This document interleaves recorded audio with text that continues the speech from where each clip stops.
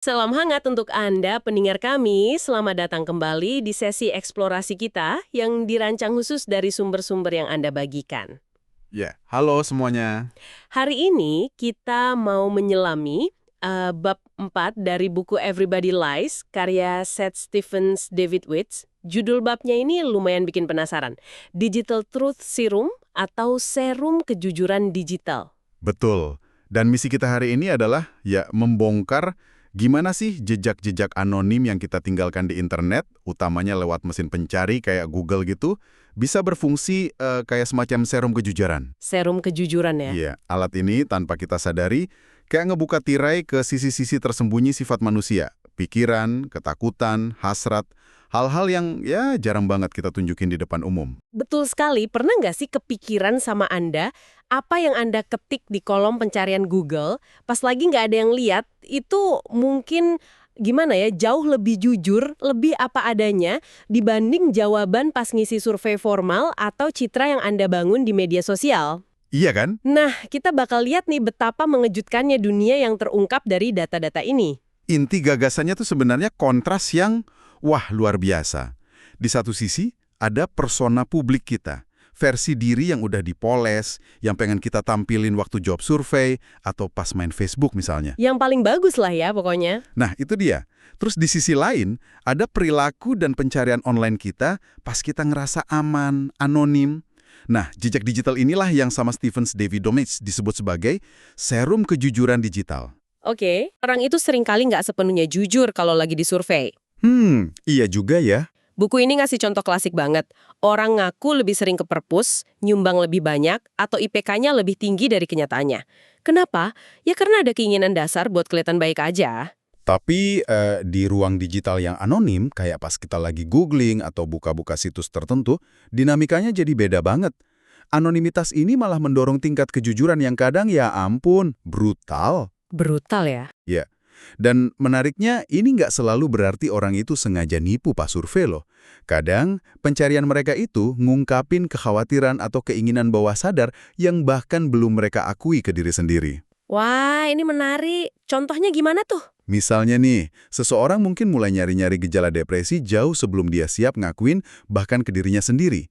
Atau lihat data pemilu deh. Oke. Jumlah orang yang nyari cara memilih atau lokasi TPS di mana ya beberapa minggu sebelum hari H, itu ternyata jadi prediktor partisipasi pemilih yang lebih akurat dibanding survei niat milih. Oh, gitu ya. Kenapa ya bisa? Karena survei itu kan cenderung isinya jawaban ideal, jawaban yang diharapkan, sementara pencarian itu lebih mencerminkan niat atau tindakan nyata yang mau dilakuin. Masuk akal. Lebih ke action berarti ya? Betul. Dan jangan lupain juga fitur pelengkapan otomatis Google. Autocomplete itu.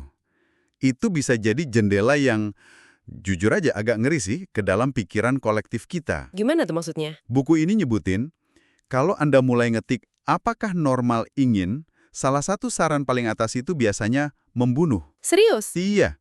Terus kalau dilanjutin, apakah normal ingin membunuh, saran berikutnya bisa jadi keluargaku.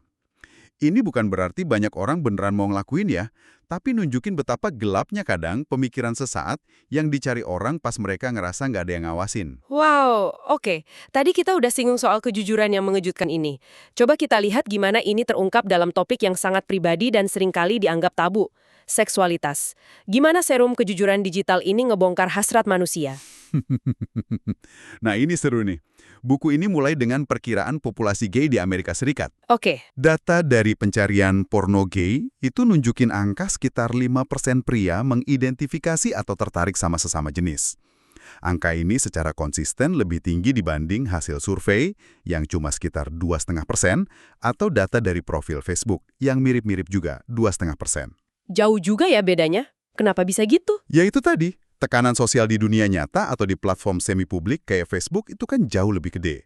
Anonimitas pas nyari porno itu ngasih kebebasan buat ekspresi yang lebih lepas. Jadi orang nggak takut dijudge gitu ya? Kira-kira gitu. Dan ini juga menarik, karena data ini nggak terlalu kepengaruh sama fenomena orang pindah ke kota atau negara bagian yang lebih toleran. Pencarian anonim ini mungkin udah nunjukin ketertarikan jauh sebelum seseorang ngerasa nyaman buat coming out di survei atau profil sosial mereka. Ini kontras banget ya sama klaim beberapa pemimpin kayak di Iran atau di Sochi sebelum Olimpiade itu yang nyangkal keberadaan populasi G, padahal data pencarian dari wilayah mereka sendiri bilang sebaliknya. Iya, datanya nggak bisa bohong. Tentu aja, ini bukan cuma soal orientasi. Gimana dengan minat atau fantasi spesifik? Nah, data pencarian ini ngungkap beberapa hal yang mungkin bikin kaget. Apa aja tuh? Di Pornhub misalnya, pencarian terkait fantasi incest. Terus shemale, ini istilah yang sering dipakai di industri porno buat wanita transgender, sama granny atau nenek-nenek, itu ternyata cukup umum. Masuk 150 besar pencarian oleh pria. Wah, cukup banyak juga ya ternyata. Terus ada nggak yang aneh tapi jarang banget dicari? Ada dong. Steven Davidowitz ngutip contoh dari Steven Pinker kayak apel anal atau berhubungan seks dengan boneka binatang. Hah? Serius? Iya. Meskipun pencarian kayak humping stuffed animals oleh wanita itu super langka, mungkin cuma 10 kali sebulan di situs gede, tapi fakta kalau itu ada aja udah cukup nunjukin betapa luasnya spektrum keinginan manusia yang tersembunyi. Gila sih. Oke, sekarang ayo kita sentuh klise yang katanya didukung data. Obsesi pria sama ukuran penis. Bener nggak sih? Oh, bener banget. Pertanyaan paling umum yang ditanyain pria soal organ intim mereka di Google itu ya variasi dari seberapa besar penis saya.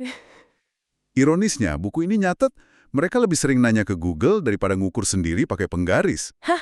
Lucu juga ya. Terus gimana dari sisi wanita? Apa mereka sama pedulinya sama ukuran? Nah, ini dia kontrasnya. Data Google nunjukin sama sekali nggak. Untuk setiap 170 pencarian pria soal ukuran penis mereka, cuma ada satu pencarian wanita soal ukuran penis pasangan. 1:170. Jauh banget. Kata kunci yang sering muncul bareng keluhan ukuran itu sakit. Oh, jadi malah kesakitan ya? Beda banget sama asumsi umum. Beda banget. Ini kontras lagi sama kekhawatiran wanita soal organ intim mereka sendiri. Selain isu kesehatan ya, pencarian mereka itu sering fokus ke penampilan dan bau. Kekhawatiran soal bau yang paling umum dicari itu bau kayak ikan, terus cuka, bawang, amonia. Waduh, Sementara itu pencarian pria soal vagina pasangannya itu jarang banget. Perbandingan fokus kekhawatiran ini nyolok banget sih. Nunjukin gimana masyarakat mungkin ngebentuk kecemasan yang beda pada pria dan wanita soal tubuh mereka. ini dia bagian yang katanya benar-benar menarik. Soal kemurahan hati seksual. Siapa yang lebih aktif nyari cara muasin pasangan pas lagi seks oral? Ayo tebak. Wanita. Bener! Data pencarian nunjukin wanita itu 2 kali lebih sering nyari tips ngelakuin fellatio seks oral pada pria dibanding pria nyari tips ngelakuin kunilingus seks oral pada wanita. Rasio 2:1 ya? Iya, dan ada satu fakta lagi dari buku ini yang cukup menggelitik sekaligus ironis. Apa tuh? Jumlah pencarian pria tentang cara melakukan seks oral pada diri sendiri Serius? ternyata sama banyaknya dengan jumlah pencarian pria tentang cara membuat wanita orgasme. Astaga. Ini benar-benar nunjukin gimana data pencarian bisa ngungkap fokus internal yang mungkin nggak pernah kita duga atau bahas secara terbuka ya. Prioritasnya itu loh. Banget. Fokusnya ke diri sendiri ternyata lumayan tinggi ya. Wow, data tentang prioritas itu cukup membuka mata sih. Selain soal seks, kebenaran kelam apa lagi nih yang diungkap sama serum kejujuran digital ini? Buku ini kan masuk juga ke area prasangka dan kebencian. Iya, betul. Salah satu temuan yang paling bikin resah itu soal pencarian rasis. Secara spesifik, penggunaan kata N, nigger, dan variasinya di Amerika Serikat. Frekuensi pencarian kata ini tuh mencapai jutaan setiap tahun. Jauh melampaui gabungan semua hinaan rasial atau etnis lainnya. Jutaan ya? Itu banyak banget. Banyak banget. Ini nunjukin betapa dalamnya dan mungkin meluasnya sentimen rasis yang nggak terucap. Dan yang lebih bikin khawatir, katanya pencarian ini nggak statis ya, ada polanya gitu. Nah, itu dia. Buku ini nunjukin ada lonjakan pencarian buat kata itu, atau lelucon yang terkait sama kata itu, pas isu-isu soal komunitas Afrika Amerika lagi panas-panasnya. Contohnya pasca badai Katrina, terus selama kampanye dan pemilu pertama Obama, bahkan pas hari libur Martin Luther King Jr. Jadi kayak termometer digital gitu ya buat ngukur ketegangan rasial di bawah permukaan. Persis. Dan korelasinya sama dunia nyata juga kelihatan. tingkat pencarian rasis di suatu area geografis itu ternyata berkorelasi sama tingkat dukungan buat Donald Trump pas pemilu 2016. Oh, ada hubungannya ya? Ada. Lebih jauh lagi, itu juga berkorelasi sama kesenjangan upah antara warga kulit hitam dan putih di area itu. Ini pengingat kuat sih kalau rasisme eksplisit itu mungkin jauh lebih lazim daripada yang mau kita akui. Ngeri juga ya kalau dipikir-pikir. Prasangka ini kan nggak cuma muncul dalam bentuk rasisme. Gimana soal bias gender dalam keluarga misalnya? Cara orang tua nyari info soal anak-anak mereka. Nah, ini juga nggak kalah menarik. Data Google ngungkap bias yang halus tapi konsisten. Orang tua itu ternyata 2,5 kali lebih mungkin nanya ke Google, apakah anak laki-lakiku berbakat jenius? Dibanding pertanyaan serupa buat anak perempuan. Padahal secara statistik, Secara statistik, anak perempuan di usia muda itu seringkali lebih unggul dalam perkembangan bahasa dan lebih mungkin diterima di program anak berbakat di sekolah. Tapi ekspektasinya beda. sebaliknya kekhawatiran orang tua soal anak perempuan lebih sering kemana arahnya? Lebih ke penampilan. Pencarian kayak apakah anak perempuanku gemuk atau apakah anak perempuanku jelek. Itu jauh lebih sering muncul daripada pertanyaan serupa buat anak laki-laki. Orang tua juga lebih sering nanya, apakah anak perempuan cantik dibanding apakah anak laki-laki tampan. Jadi ada bias di kata sifatnya ya? Iya, secara umum, kata sifat positif lebih sering dikaitin sama anak laki-laki dalam pencarian. Sementara kata sifat negatif lebih sering muncul buat anak perempuan. Dan ini berlaku di mana aja? Nah, ini yang bikin makin menarik. Bias ini ditemuin konsisten baik di negara bagian AS yang dianggap liberal maupun yang konservatif. Ini bukan sekedar data, ini cermin gimana ekspektasi gender itu udah tertanam dalam banget, bahkan di pikiran paling pribadi orang tua pas mereka nyari informasi. Potensinya bisa ngebentuk jalan hidup anak sejak dini. Ini jadi pertanyaan reflektif juga ya buat kita semua, buat Anda pendengar, gimana ekspektasi sosial itu secara nggak sadar nyerap ke pikiran pribadi kita, bahkan pas kita lagi sendirian di depan layar. Betul banget. Buku ini juga nyentuh data dari Stormfront, sebuah situs supremasi kulit putih. Apa yang kau ungkap di sana? Itu situs kebencian kan ya? Iya, analisis keanggotaannya nunjukin pola yang mungkin agak, kontraintuitif. Keanggotaan per kapita itu justru lebih tinggi di wilayah Amerika Serikat dengan populasi minoritas yang lebih banyak, bukan di daerah yang homogen putih. Mungkin aja, kontak antar kelompok dalam konteks tertentu malah bisa micu ketakutan atau kebencian pada sebagian orang. Bukan berarti kontak itu buruk ya, tapi kompleksitasnya lebih dari sekedar isolasi. Oke. Kita juga sering dengar nih soal echo chamber atau gelembung filter di internet.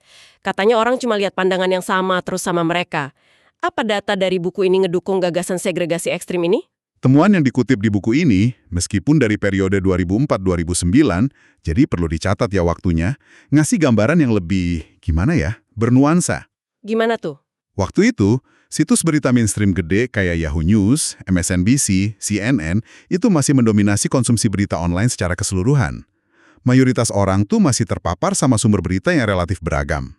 Oh, jadi nggak terkotak-kotak banget ya? Kita dari kubu lawan. Ngapain mereka ke sana? Cari gara-gara? Mungkin bisa jadi tujuannya buat marah-marah, cari amunisi debat, atau sekedar mantau aja. Jadi, meskipun ada kekhawatiran soal echo chamber, data ini nunjukin kebenaran yang lebih kompleks. Orang itu secara aktif nyari, bahkan konten yang bikin marah atau nggak mereka setujui. Ini juga bagian dari kejujuran digital dong ya? Ngungkapin bukan cuma apa yang kita suka, tapi juga apa yang mancing reaksi kita. Bisa dibilang gitu. Ini nunjukin kalau realitas konsumsi informasi online mungkin nggak sesimpel narasi polarisasi total yang sering kita dengar. Oke, selain soal hasrat dan prasangka, bisa nggak sih serum kejujuran digital ini ngungkap penderitaan atau masalah sosial yang tersembunyi? Yang nggak kelihatan di permukaan? Wah, sangat bisa. Buku ini ngasih contoh soal pelecehan anak. Pencarian Google terkait topik ini cenderung naik selama masa-masa sulit ekonomi. Oh ya, kenapa bisa gitu? Ini ngasih isyarat kalau data resmi, laporan resmi gitu, mungkin nggak nangkep keseluruhan cerita. Terutama pas keluarga lagi di bawah tekanan dan sumber daya sosial lagi menipis. Data pencarian ini bisa jadi kayak sinyal peringatan dini. Masuk akal. Hal serupa kelihatan juga nggak di isu sensitif lain, misalnya aborsi. Gimana data pencarian ngebantu di sini? Yah, kelihatan banget. Di negara bagian AS yang hukum aborsinya ketat banget, Terjadi peningkatan signifikan dalam pencarian terkait cara ngelakuin aborsi sendiri. Kayak nyari cara aborsi mandiri atau beri pil aborsi online. Waduh, bahaya itu. Bahaya banget. Dan peningkatan pencarian ini ternyata berkorelasi sama data statistik yang nunjukin adanya kehamilan yang hilang. Jumlah kelahiran hidup yang lebih rendah dari perkiraan, tapi nggak diimbangi sama peningkatan aborsi legal yang dilaporin. Jadi kemungkinan mereka cari cara sendiri ya? Kemungkinan besar begitu. Ini nunjukin potensi data pencarian buat ngenalin populasi rentan yang mungkin terpaksa nyari solusi berbahaya di luar sistem kesehatan formal karena aksesnya dibatasi. Jadi kita udah lihat nih, Google sebagai cermin kejujuran yang kadang brutal. Gimana perbandingannya sama platform media sosial kayak Facebook atau Instagram? Apa mereka juga serum kejujuran? Wah, justru kebalikannya. Stephen Davidowitz bikin kontras yang tajam banget. Kalau Google itu serum kejujuran digital, maka Facebook dan medsos sejenisnya itu serum pamer digital. Serum pamer ya? Ya, di sana insentifnya bukan buat ngungkapin kerentanan atau kebenaran apa adanya, tapi buat nampilin versi diri yang terbaik, paling bahagia, paling sukses. Contoh perbandingan majalah The Atlantic sama tabloid gosip National Enquirer di buku itu jelas banget sih. Betul. Data sirkulasi cetak sama pencarian Google nunjukin popularitas keduanya lumayan seimbang. Tapi di Facebook, The Atlantic dapat 27 likes buat setiap satu like yang diterima National Enquirer. Jelaskan mana yang lebih aman atau keren buat diakuin disukai secara publik? Iya, lebih jaga image ya di Facebook. Nah, ini ngerangkum dikotomi besarnya. Kebenaran digital versus kebohongan digital. Atau paling nggak citra digital lah ya. Kebenaran itu cenderung keungkap di pencarian anonim, jumlah view video, termasuk porno, klik link, atau data perilaku lainnya. Sementara kebohongan atau citranya? Muncul di postingan, likes, foto liburan sempurna, profil kencan yang udah dipoles. Dunia Facebook itu penuh sama pernikahan bahagia dan pencapaian karir.